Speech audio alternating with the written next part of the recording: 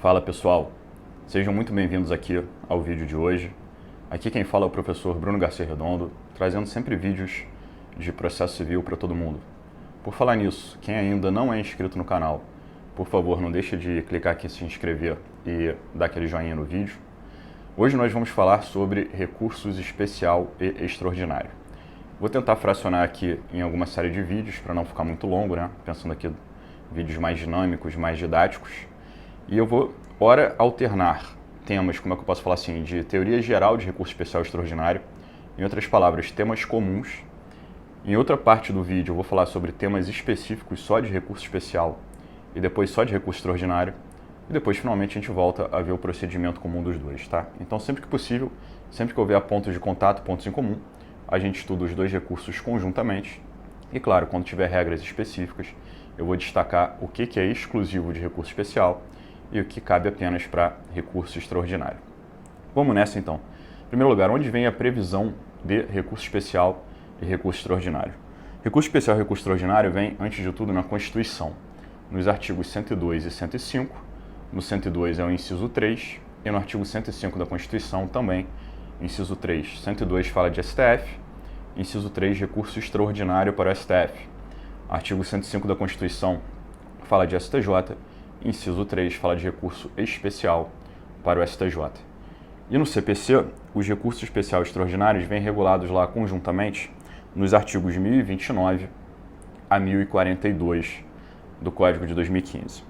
Natureza jurídica desses recursos, e aí se vocês pegarem aqui os meus vídeos de teoria geral de recursos, no início aqui da playlist, vocês vão lembrar que a gente fez uma classificação lá de recursos, dividindo recursos em ordinários e extraordinários ou excepcionais.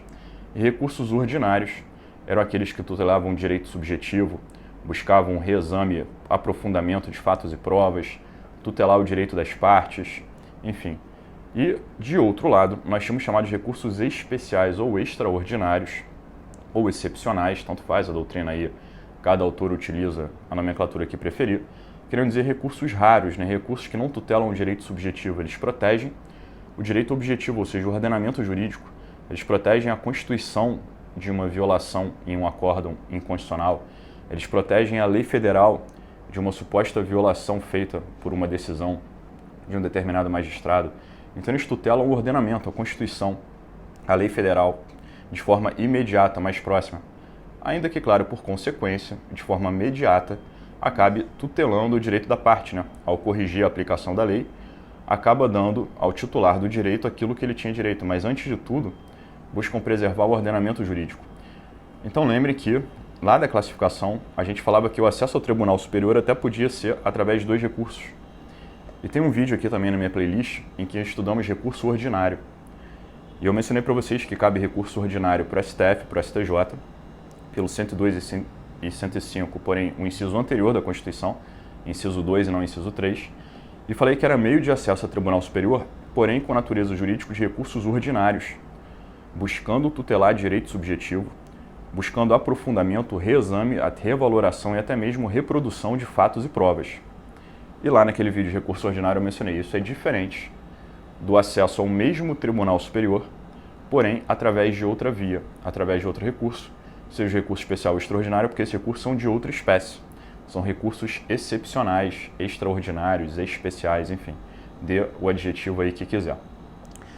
Então, basicamente, recurso especial e extraordinário buscam fazer com que o Tribunal Superior, pensando aqui em STF e STJ, exerçam as suas missões constitucionais.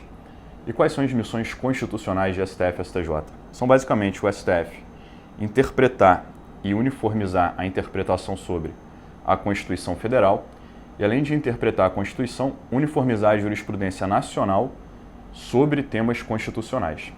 A mesma coisa o STJ, interpretar a legislação infraconstitucional federal e uniformizar a jurisprudência nacional sobre esses mesmos temas.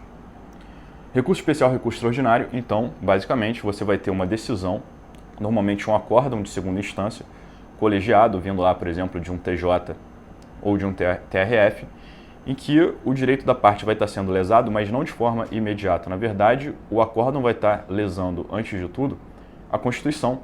O acórdão vai estar dando uma interpretação que acaba violando um dispositivo da Constituição ou um dispositivo de uma lei federal.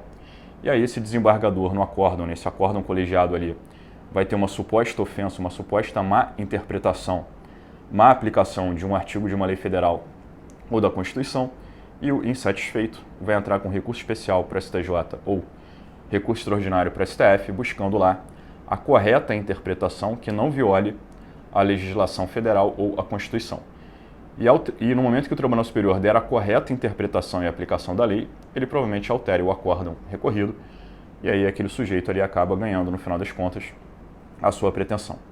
Vejam que eu falei de acórdão em tribunal local e julgamento do recurso pelo Tribunal Superior. Eu fiz esse gancho para poder explicar órgão de interposição. Órgão de interposição é sempre o tribunal local. Artigo 1029 caput deixa claro que nós temos, para cabimento de recurso especial extraordinário, a necessidade de um acórdão local, ou seja, um acórdão de TJ ou TRF. Então nós podemos ter tido sentença em primeira instância, apelação. A apelação pode ou não ter sido julgada monocraticamente pelo relator. Do julgamento do relator, se ele julgou monocraticamente, cabe o agravo interno. Estudamos. E estamos aqui no momento do colegiado. Por exemplo, 3 julgadores votando, pensando que não fosse o caso de ampliação do colegiado. Também temos um vídeo aqui no canal sobre a técnica de ampliação, complementação de julgamento, ampliação do colegiado. Mas vamos pensar que estamos no colegiado, ampliado ou não, mas lá no mínimo 3 desembargadores, por exemplo, julgando uma apelação ou o agravo interno vindo de uma apelação.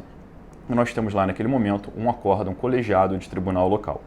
Desse acórdão, o insatisfeito pode tentar sustentar que há uma violação à lei ou à Constituição e querer entrar com recurso especial extraordinário. Vejam, ainda que o recurso especial extraordinário sejam julgados pelo Tribunal Superior, eles não são protocolados diretamente no Tribunal Superior em Brasília. Eles são protocolados no tribunal local. Então, o 1029 vai demonstrar que você entra com a petição no tribunal local, no TJ ou no TRF, aquele tribunal da onde saiu o acórdão recorrido, seja para o presidente ou para o vice-presidente, aí basta ler o regimento interno de cada tribunal para ver qual é o órgão de interposição. E aí, interposto o recurso no tribunal local, nós vamos ver que o tribunal local faz o primeiro juízo de admissibilidade do recurso especial extraordinário, vai analisar todos aqueles requisitos de admissibilidade que também já estudamos aqui no canal, geral dos recursos e todos os fundamentos específicos de admissibilidade. Então, o tribunal local faz o primeiro juízo de admissibilidade, vai ver tempestividade, legitimidade, interesse, preparo, inexistência de fato impeditivo e vai analisar requisitos específicos de admissibilidade e cabimento. Vamos falar aqui de pré-questionamento, eu vou explicar também esgotamento de instância, vamos mencionar repercussão geral, não julgada pela primeira vez, mas uma vez já julgada pela STF, repercussão geral, se o tribunal local pode analisá-lo ou não. Aí vão ser analisados requisitos específicos de cabimento e o tribunal local faz o primeiro juízo de admissibilidade. Se entender que está tudo ok, admite, depois de aberto para contrarrazões, o recurso especial extraordinário, admite o recurso e envia para Brasília para julgamento. Só que o tribunal local, se considerar que existe algum vício de admissibilidade, pode negar admissibilidade ou negar seguimento. E aí nós vamos ver que vão haver até 2 recursos, também chamados de agravo, mas são agravos diferentes, dependendo do tipo de decisão que seja, para o tribunal local travando o recurso especial extraordinário. Qual é o recurso seguinte? Para o insatisfeito recorrente tentar destravar, destrancar esse recurso especial extraordinário ou inadmitido ou sobrestado. Então, primeiro ponto importante é a interposição é no tribunal local. Sendo positivo o juízo de admissibilidade, remete para o Tribunal Superior. E o Tribunal Superior faz um duplo exame, um duplo julgamento. O Tribunal Superior faz um segundo juízo de admissibilidade e, sendo ele positivo também, aí passa a realizar o juízo de mérito, o exame de mérito.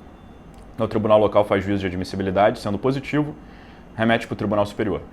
O Tribunal Superior faz um segundo juízo de admissibilidade, porque ele pode discordar da interpretação do Tribunal Local, e sendo positivo o juízo de admissibilidade, o Tribunal Superior entra no julgamento do mérito. E lá também vai poder julgar o recurso monocraticamente, pelo artigo 932, ou levar o recurso para julgamento pelo órgão colegiado. O artigo 932, poderes do relator, se aplica a qualquer recurso e a qualquer tribunal. Então, órgão de interposição segunda instância, tribunal local, TJ ou TRF, órgão julgador, Tribunal Superior. Só quem pode julgar mérito, recurso especial extraordinário, é Tribunal Superior, STJ ou STF. Prazo de interposição desses recursos, artigo 1003, parágrafo 5º do CPC, 15 dias. Todos os recursos em processo civil que a gente viu até aqui, salvo embargo de declaração, todos os demais têm prazo de interposição igual de 15 dias. Lembrando aqui que embargo de declaração, único recurso com prazo de 5 dias para interposição. Analisando um pouquinho efeitos de recurso especial extraordinário, eu vou mencionar aqui os efeitos principais, né? A gente tem um vídeo aqui também no canal sobre efeitos, e eu vou mencionar os principais efeitos aplicados ao recurso especial e extraordinário.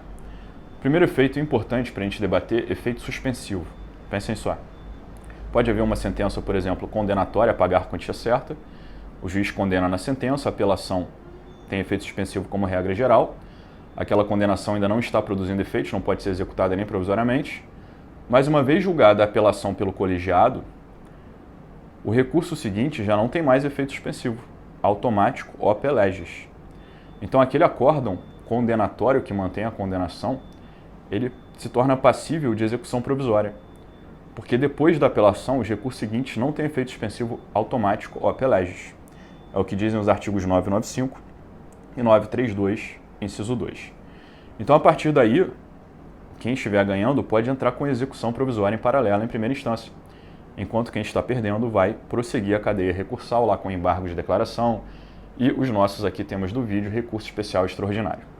Ainda que não haja efeito suspensivo automático, op legis, nesse recurso especial extraordinário, lembrem da minha aula de efeito suspensivo que eu mencionei, mas sempre que não houver efeito suspensivo op legis, é possível requerer e obter o chamado efeito suspensivo op judicis, por força de decisão judicial. Novamente é o que diz o 995, parágrafo, e o 932, inciso 2 do CPC. Então, o recorrente pode pedir efeito suspensivo ao recurso especial extraordinário e, uma vez deferido, não após o pedido, mas só após o deferimento pelo relator, é que pode ficar cessado ali, cassada a eficácia do acórdão, e aí cai ou fica, enfim, momentaneamente paralisada a execução provisória, tá? Somente uma vez proferida a decisão deferindo o efeito suspensivo, é que o efeito suspensivo começa a se produzir, suspende-se a eficácia da decisão recorrida, no meu exemplo o acórdão de um TJ ou um TRF, e aí suspensa a eficácia, não pode mais prosseguir a execução provisória. Como que se pede esse efeito suspensivo? Pode-se pedir esse efeito suspensivo na própria petição de recurso especial extraordinário ou através dos meios previstos lá no artigo 1029, parágrafo 5º. Olha, o pedido de concessão de efeito suspensivo, esse efeito suspensivo por força de decisão judicial, op judicis, a recurso extraordinário especial pode ser formulado por mero requerimento, pode ser uma simples petição, até mesmo apartada, mas essa petição autônoma, se você não quiser fazer na própria petição de recurso especial extraordinário, ela pode ter alguns destinatários, é o que explica o 1029, parágrafo 5º. Inciso 1. Você vai protocolar essa petição no próprio Tribunal Superior, no período de tempo compreendido entre a publicação da decisão que admitiu o recurso, vou traduzir e vou explicar aqui, e a sua distribuição para o Tribunal Superior, ficando já o relator designado para julgar o recurso posteriormente. O inciso 2 vai falar, em vez de ser a livre distribuição no próprio Tribunal Superior, você pode protocolar direto num relator no Tribunal Superior, se já tiver relator. E o inciso 3 vai falar assim, você não entra no Tribunal Superior com a petição, você protocola no Tribunal Local de Origem, no período compreendido entre a interposição do recurso e a publicação da decisão de admissão. Vamos traduzir. Eu falei que o órgão de interposição do recurso é o Tribunal Local e, uma vez positivo o juízo de admissibilidade, remete para o Tribunal Superior. Então vejam que no momento da interposição do protocolo, a competência ainda é do Tribunal Local. A competência do Tribunal Superior só se abre com a publicação da decisão que admitiu o recurso. Então, protocolado o recurso, a competência ainda é do Tribunal Local. O Tribunal Local intima recorrido para contrarrazões. Recorrido apresenta contrarrazões em 15 dias. Os autos vão à conclusão no Tribunal Local. Em algum momento, com o passar do tempo, o presidente ou vice-presidente do Tribunal Local vai dar a decisão de admissibilidade, positiva ou negativa. Se der a decisão positiva admitindo o recurso, tem que publicar a decisão. Publicada a decisão que admite, é que se abre a competência do Tribunal Superior para o recurso ser remetido para o Tribunal Superior. hoje em dia, né, remetido eletronicamente, mas é remetido lá para Brasília. Veja então que até a publicação da decisão que admite, a competência e os atos são do tribunal local. E é isso que fala, e agora de trás para frente, o 1029, parágrafo 5º, por exemplo, inciso 3, fala: você vai entrar com a petição não no Tribunal Superior, você vai entrar para o próprio tribunal local nesse início. Nesse período de tempo entre o protocolo do recurso e a decisão final de admissibilidade no tribunal local. Então, entre o protocolo do recurso, o acórdão está produzindo efeitos em paralelo, quem está ganhando vai entrar com a execução provisória. Você já pode querer acelerar o seu pedido de efeito suspensivo e, se não tiver feito na própria petição do recurso, joga essa petição para o próprio tribunal local pedindo efeito suspensivo a esse recurso especial extraordinário já protocolado. E o próprio tribunal local vai tanto deliberar sobre o efeito suspensivo e sobre a admissibilidade do recurso. E aí, ganhando o efeito suspensivo mais rápido, você paralisa, estopa ali a execução provisória mais rapidamente. Só que pode ser que o sujeito não peça efeito suspensivo de imediato. Exemplo, o credor ainda não tinha entrado com a execução provisória. E aí, protocolou só o recurso sem pedido de efeito suspensivo, abre-se para contrarrazões, recurso é admitido, publicada a decisão de admissibilidade positiva, abre a competência em Brasília. Nesse momento, quem quiser pedir efeito suspensivo não pede mais no tribunal local. Aberta a competência em Brasília, você vai jogar a petição em Brasília, porque já está aberta a competência do Tribunal Superior. Aí o recurso já pode ter ido para Brasília em paralelo e estar na mão de um relator ou ainda não, ainda está nesse trânsito. Aí vem o inciso 1. Se ainda estiver nesse trânsito, já está aberta a competência em Brasília, já foi publicada a decisão local que admitiu. Mas o recurso principal ainda não chegou na mão do relator, se ainda não tem relator, você pode acelerar e jogar a petição de efeito suspensivo diretamente no Tribunal Superior antes mesmo de o recurso chegar. Aberta a competência, já joga a petição lá em cima e essa petição vai ser levada a livre distribuição no Tribunal Superior. E a petição de efeito suspensivo cai na mão de um relator. Esse relator delibera sobre se dá ou não o efeito suspensivo e esse relator fica prevento para, quando o recurso subir, ser direcionado a esse próprio relator que deu ou negou o efeito suspensivo. E aí finalmente vem o inciso 2 e fala: se você não tiver pedido efeito suspensivo até esse momento, teve admissibilidade no tribunal local, o tribunal local já remeteu o próprio recurso especial extraordinário para Brasília, o recurso já está concluso a um relator e o relator está adotando lá os procedimentos para dar andamento ao julgamento, já tem um relator, você coloca a petição dirigida diretamente ao relator do recurso especial extraordinário lá no Tribunal Superior em Brasília. Então vejam basicamente que esse entendimento dos 3 incisos aí do parágrafo 5º de 1029 é o que já vinha em súmulas. Nós temos as súmulas de 634 e 635, ambas do STF, explicando exatamente isso, que enquanto a competência for do tribunal local, pedido de efeito suspensivo é do tribunal local. O tribunal local admitiu o recurso especial extraordinário, abre a competência do Tribunal Superior. Pedidos de efeito suspensivo após esse momento devem ser dirigidos diretamente ao Tribunal Superior. Vamos falar de mais um efeito, antes de fracionar o vídeo, para não ficar muito longo. Vamos falar ainda de efeito agora não suspensivo, vamos falar de efeito devolutivo de recurso especial extraordinário. Vejam só, o recurso especial extraordinário é um recurso que a gente falou de fundamentação vinculada. Fundamentação vinculada, para o cabimento dele, temos que alegar vícios específicos. Ou seja, temos que alegar violação à lei ou violação à Constituição. Recurso de fundamentação, cabimento vinculado. Só que, alegado essa ilegalidade ou inconstitucionalidade, o fundamento de cabimento estando satisfeito, qualquer outra matéria vai poder ser analisada quando for se realizar o juízo de mérito? Essa é a pergunta. E vamos tentar explicar como é efeito devolutivo em recurso especial extraordinário.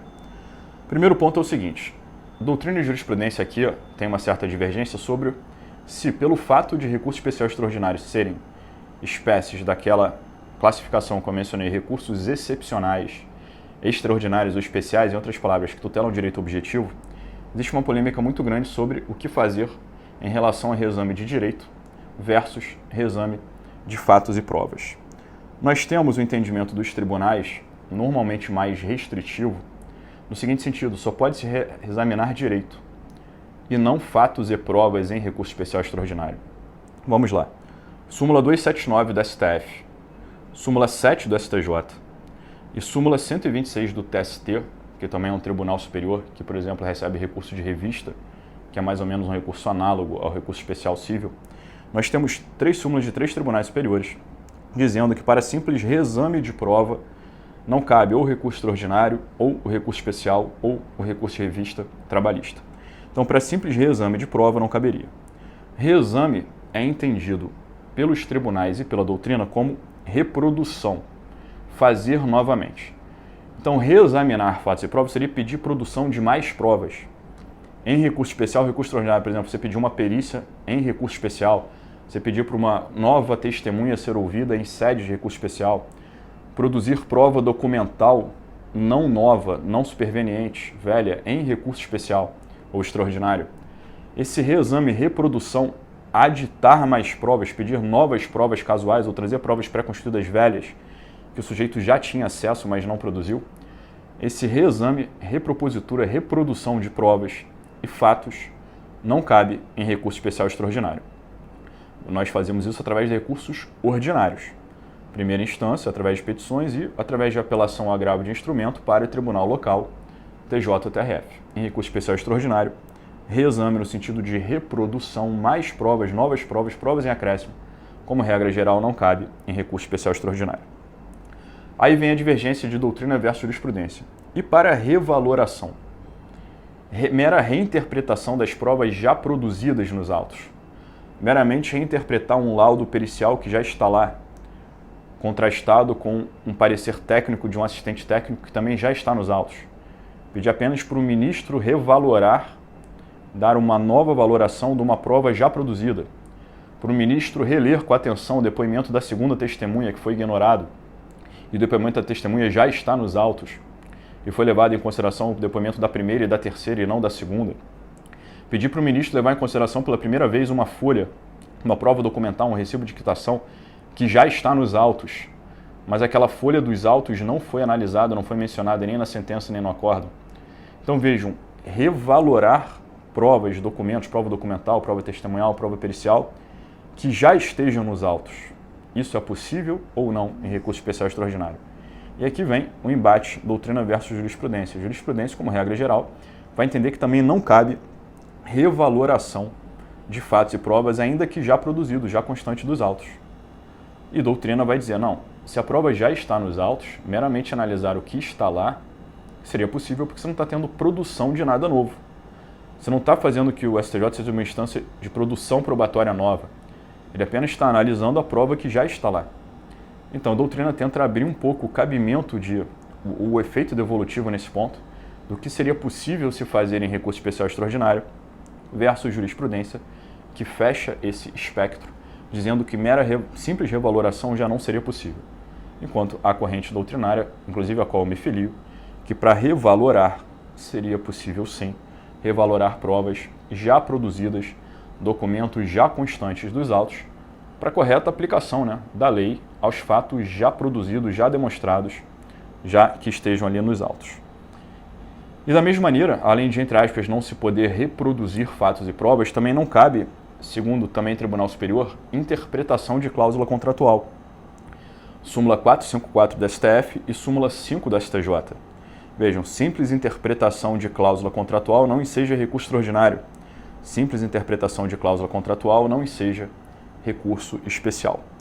Então, para pedir reinterpretação de cláusulas contratuais, por considerarem que seria reinvestigar matéria fática, STJ e STF, através das suas 2 súmulas, entendem que também não seria possível essa reinterpretação de cláusula contratual por implicar reinvestigação de fatos e provas lá na visão mais restritiva dos tribunais superiores.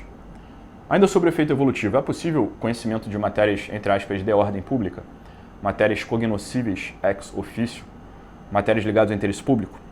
Vejam só, vamos lembrar que sim, matérias podem ser conhecidas ex officio, por exemplo, relacionadas a pressupostos processuais e as denominadas no Código Velho condições da ação, mas requisitos de regularidade processual, entre aspas, chamados de pressupostos processuais, podem ser cognoscíveis ex officio.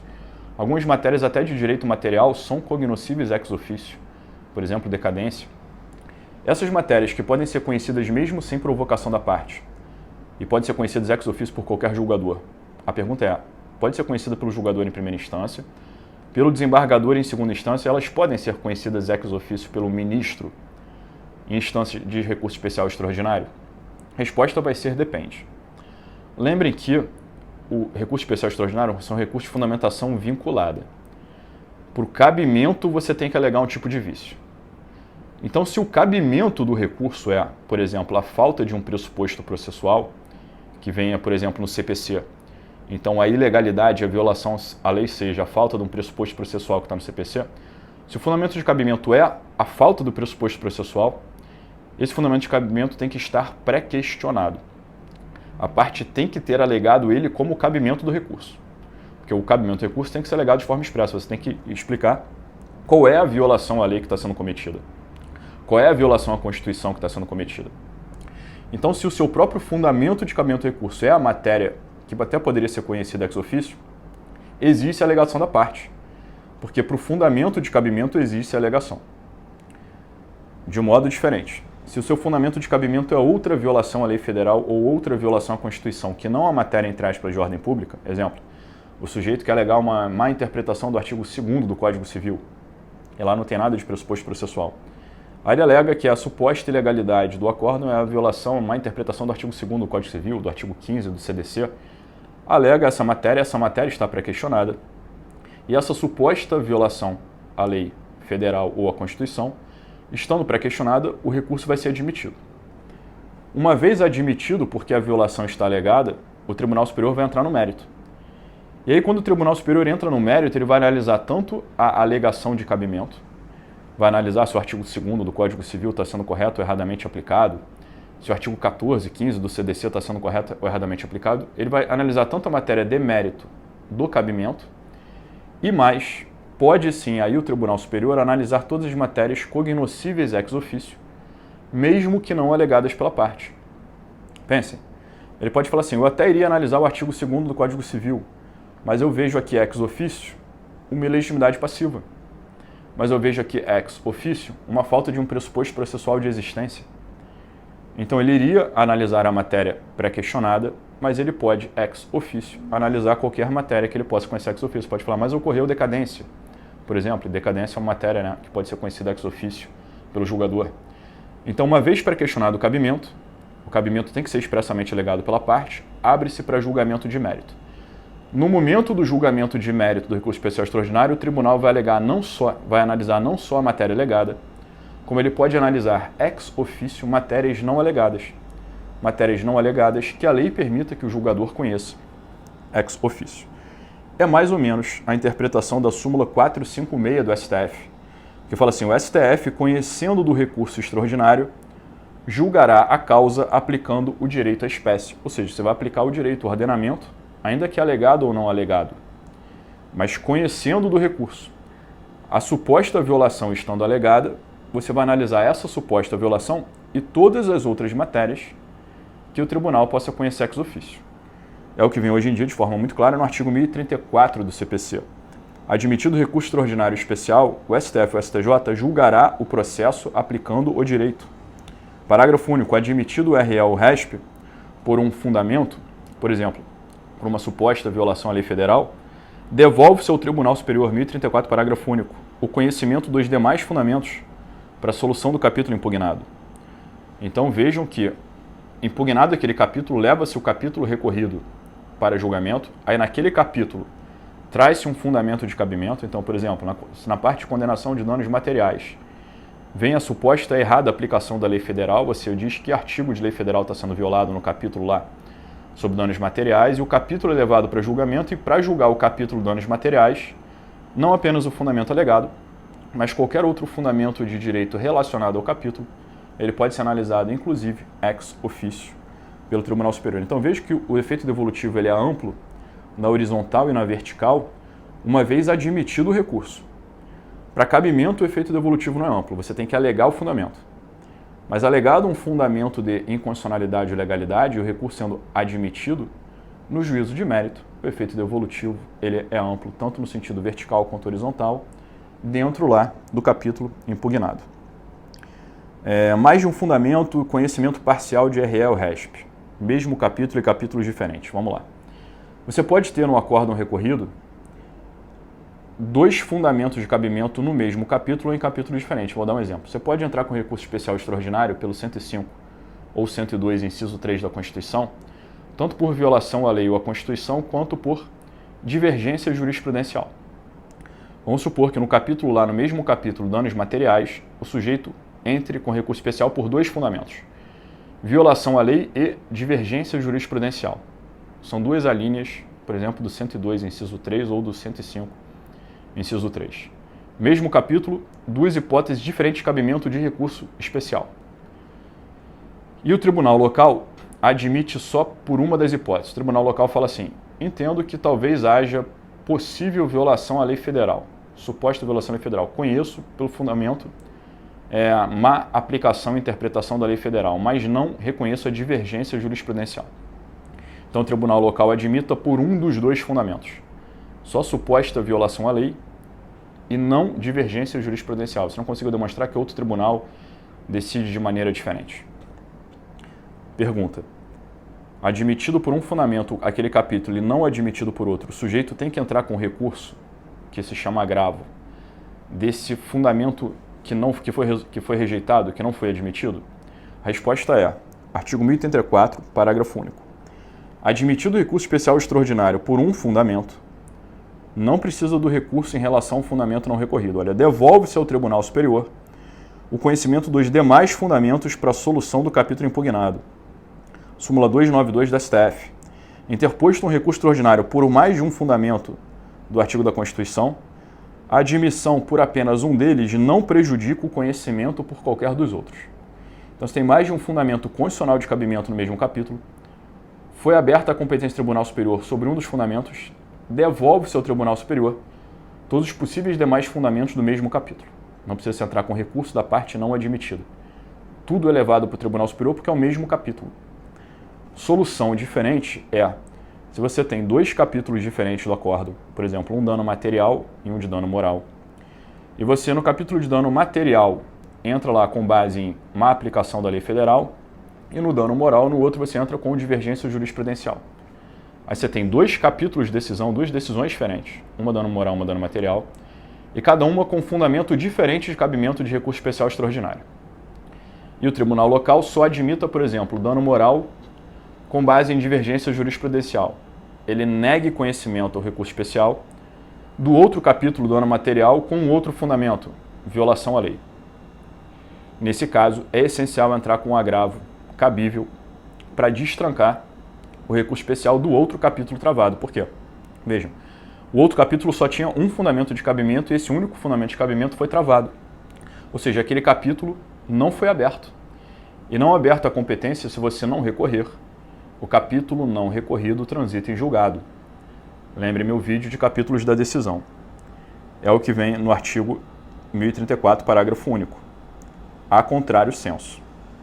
Parágrafo único a contrário senso. Se for fundamento diferente para capítulo diferente, existe o recurso da decisão que não admite o outro capítulo. Então, no meu exemplo, um suposto único acórdão com dois capítulos, dano material e moral. No dano material tem violação à lei e no dano moral tem divergência jurisprudencial. O tribunal local envia para o Tribunal Superior a admissibilidade positiva apenas de dano moral por dissídio jurisprudencial. É essencial o sujeito entrar com agravo do capítulo de dano material por suposta violação à lei, porque se não entrar com agravo, o capítulo não recorrido vai transitar em julgado. O Tribunal Superior só vai poder analisar o capítulo de dano moral e não mais o capítulo de dano material. Pessoal, vou fracionar esse vídeo aqui para não ficar muito longo. No próximo vídeo nós vamos ver cabimento tanto cabimento geral quanto cabimento específico lá de recurso especial, recurso extraordinário, e depois a gente vê o processamento e até mesmo os chamados recursos repetitivos. Continue comigo aqui, até daqui a pouquinho.